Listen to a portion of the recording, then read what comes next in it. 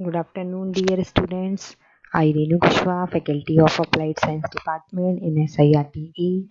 जैसा कि हम प्रीवियस मैथ्स के लेक्चर में डिप्लोमा मैथ्स में बहुत सारे आपको डिफरेंट टाइप के आईएमपी टॉपिक्स के बारे में डिस्कस कर चुके हैं। आज का टॉपिक हमारा और भी ज़्यादा आईएमपी है, जिसका नाम है मेजर ऑफ सेंट्रल टेंडेंसी। कैसे हम इसको यूज़ करेंगे, किस तरीके से इसके एप्लीकेशन होते हैं, इसकी बेसिक प्रॉपर्टीज़ क्या है, इन सब के बारे में हम आज के लेक्चर में आपको बताएंगे। तो हम स्टार्ट करते हैं। My topic name is today central tendency. इसको कैसे यूज़ करना है और इसका क्या एप्लीकेशन होता है वो हम जानेंगे।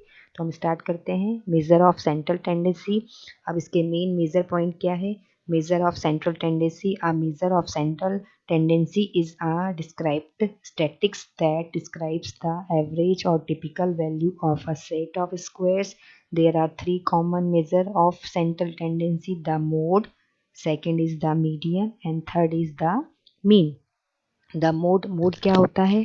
The mode is the square that occurs most frequency in a set of data. जैसा कि आपको ग्राफ में दिखाई दे रहा है कि मोड को हम किस तरीके से फाइंड कर सकते हैं और इसका मेन बेसिक यूज क्या होता है।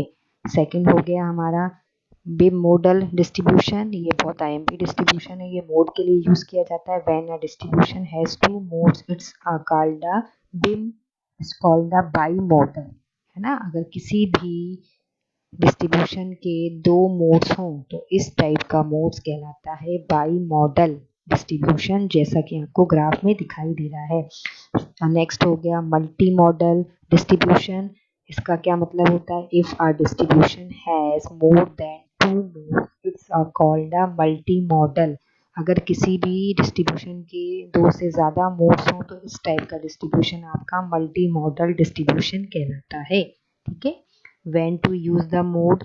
The mode is not a very useful measure of central tendency. It is a insensitive to large changes in the data set. That is, two data sets that are very different from each other can have the same mode.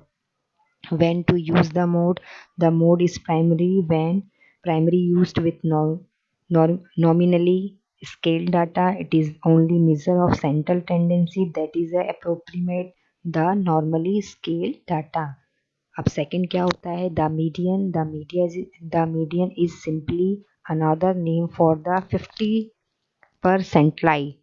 It is the square in the middle. Half of the squares are larger than the median and half of the scores are smaller than the median. How to calculate the median? सबसे पहले it is easy to calculate the median. There are many minor problems that can occur. It is best to let a computer do it. Sort the data from highest to lowest. इसके लिए हम median का use कर सकते हैं. Find the square in the middle.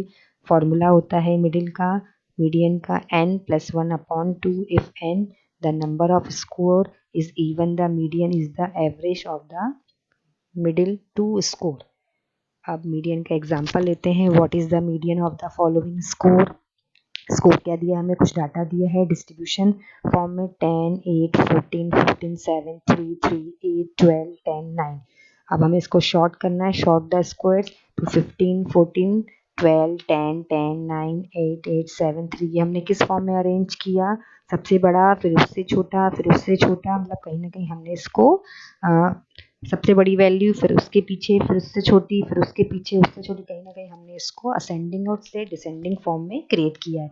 Determine the middle square. अब हमें इसमें मीडियन निकालनी है तो फॉर्मूला क्या हो जाएगा?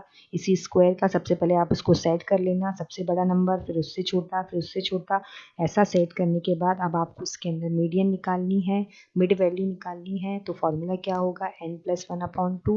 n मतलब मिड वैल्यू क्या हो जाएगी आपकी? 11 plus 1 upon 2. एंड यहाँ पर टहना हो जाएगा. तो कहीं ना कहीं आपको टोटल वैल्यू काउंट करनी है. 1 2 3 4 5 6 7 8 9 10 11. तो टोटल n मतलब कैपिटल N मतलब होता है टोटल नंबर ऑफ डाटा कितना है. तो टोटल नंबर ऑफ डाटा है हमारा 11. 11 को में प्लस 1 करेंगे तो 11 प्लस 1 12 हो गया. 12 को 2 से डिवाइड करेंगे तो आंसर आ जाएगा हमारा 6. तो middle score is equal to median is equal to आया हमारा 9. ठीक है. अब नेक्स्ट एग्जांपल हो गया. What is the median of the following square? 24, 18, 19, 42, 16, 12 short the square. सबसे पहले अरेंज करेंगे सबसे बड़ा नंबर, फिर उससे छोटा, फिर उससे छोटा। तो क्या होगा अरेंजमेंट हमारे एग्जाम्पल का 42, 24, 19, 18, 16 एंड 12। अब total number of data count करेंगे, कितना डाटा आपको गिवन है 1 2 3 4 5 6, टोटल 6 नंबर का डाटा, टोटल 6 नंबर का डाटा दिया हुआ है। अब हमें इसमें मीडियन निकालनी है, तो फॉर्मूला क्या लगाएंगे 6 + 1 अपॉन 2, तो ये हो जाएगा 3.5। 6 मतलब कैपिटल N। तो median average of third and fourth score 19 + 18 upon 2, क्योंकि हमें यही निकालना है ना। तो हमें क्या करना पड़ेगा, हमें अपने गिवन डाटा में जो हमने सेट करके बनाया था उसमें थर्ड और फोर्थ नंबर के स्क्वायर को ऐड करके 2 से डिवाइड करना है। तो हम इन दोनों नंबर के बीच का मीडियन निकाल लेंगे। तो 19 में जैसे ही 18 को ऐड करेंगे डिवाइड बाय 2 करेंगे तो आंसर आएगा 18.5। When to use the median, कहाँ कहाँ यूज कर सकते हैं। The median is often used when the distribution off score is either positive or negative squared. The few really large score positive squared or really small scores negative squared will not overly influences the median. The mean is the arithmetical average of all the score is equal to sum of x upon n. Mean के बारे में हम बहुत पहले से जानते हैं, हम एवरेज मीन निकालते ही हैं। The number small n that makes sum bracket में capital x minus m equal to 0, the number of m that makes sum bracket में x minus m square are minimum. The mean of a population is represented by the Greek letter mu. Mean को हमेशा Greek letter mu से denote किया जाता है। The mean of a sample is represented by capital x. Capital x से भी इसको represent किया जाता है मीन को, और ग्रीक लेटर म्यू से भी। कैलकुलेटिंग द मीन, हम मीन को कैलकुलेट करते हैं। एग्जांपल दिया है, calculate the mean of the following data 15432 sum of the score. तो मतलब जो भी डाटा दिया उन सबको सम कर लो, उनका एडिशन कितना आया 15, divide the sum of x is equal to 15 by the number of score n is equal to 5। Total data 5 दिया है, पहले सारे नंबर का सम कर लेना, फिर उस सम के नंबर को टोटल नंबर ऑफ डाटा से डिवाइड करेंगे तो we can find the mean. तो हमारा मीन आ गया x is equal to 3। When to use the mean? You should use the mean when the data are interval or ratio. Many people will use the mean with ordinarily scaled data too, and the data are not squared.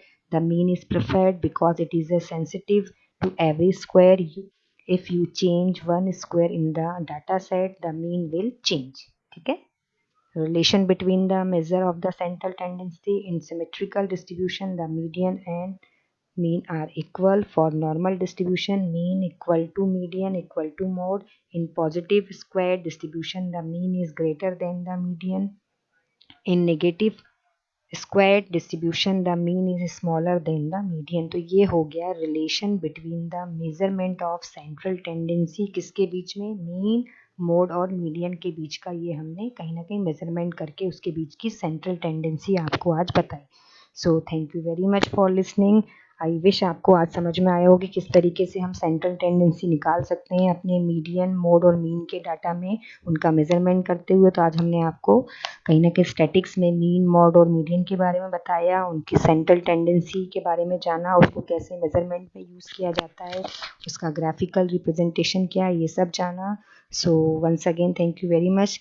आगे के lecture में हम इसके बारे में और इसकी application और इसकी प्रॉपर्टीज़ के बारे में डिस्कस करेंगे। आज के लिए इतना ही काफ़ी है। Have a nice day, please take care, stay at home.